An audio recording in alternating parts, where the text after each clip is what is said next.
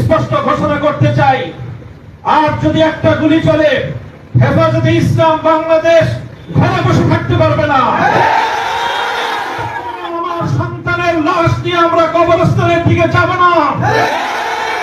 পরবর্তী সন্তানের লাশ কাঁধে আমি দেশে হেফাজত ইনশাআল্লাহ রাজপথে যখন নামবেন, টেকনাফ থেকে তেতুলিয়া পর্যন্ত পথ ভাঙ্গা সেই গণজোয়ার রুখে দেওয়ার সাধ্য কারো হবে না ইনশাআল্লাহ।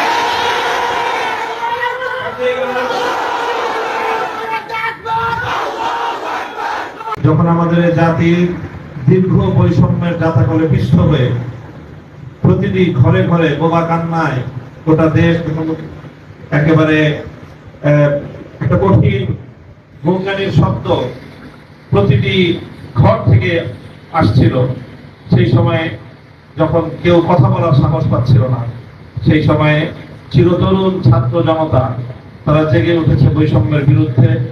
তাদের এই জাগরণ আজকে গোটা বাংলাদেশের প্রতিটি মানুষের হৃদয়কে আন্দোলিত করেছে, প্রতিটি অভিভাবক নেমে এসেছে। মায়েরা আজকে তার সন্তানদেরকে বুক চাপড়ে সাহস যোগাচ্ছে সত্যের জন্য, বৈষম্যের বিরুদ্ধে আন্দোলন এবং সংগ্রামে অকাতরে প্রাণ বিলিয়ে দেওয়ার জন্য।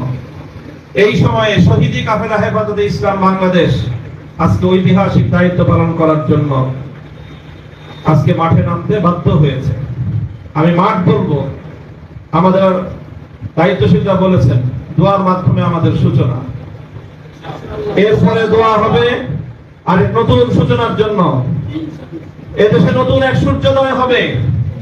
স্পষ্ট ঘোষণা করতে চাই, আর যদি একটা গুলি চলে, হেফাজতে ইসলাম বাংলাদেশ ঘরে বসে থাকতে পারবে না।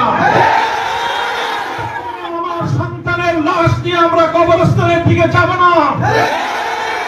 পরবর্তী সন্তানের লাশ কাঁধে আমি দেশে হেফাজত ইনশাআল্লাহ রাজপথে যখন নামবেন, টেকনাফ থেকে তেতুলিয়া পর্যন্ত পথ ভাঙ্গা সেই গণজোয়ার রুখে দেওয়ার সাধ্য কারো হবে না ইনশাআল্লাহ।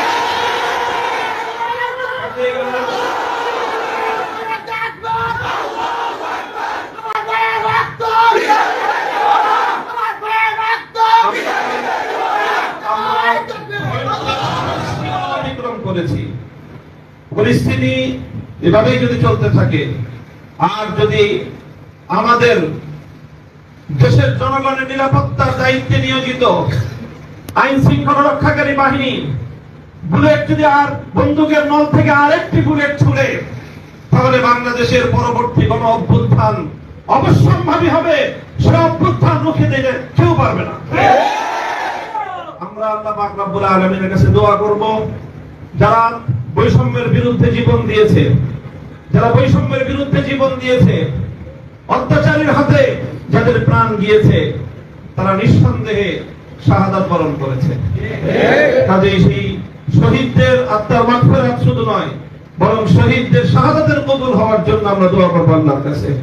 এবং সেই শহীদদের উসিলায় আল্লাহ যেন আমাদের আগামী প্রজন্মকে এভাবেই সকল বৈষম্য, জুলুম, অবিচার, অন্যায়ের বিরুদ্ধে রুখে দাঁড়াবার এক অদম্য সাহস যেন আল্লাহ পরবর্তী প্রজন্মের বুকে বুকে দান করেন, সেই দোয়া ইনশাআল্লাহ আমরা করব।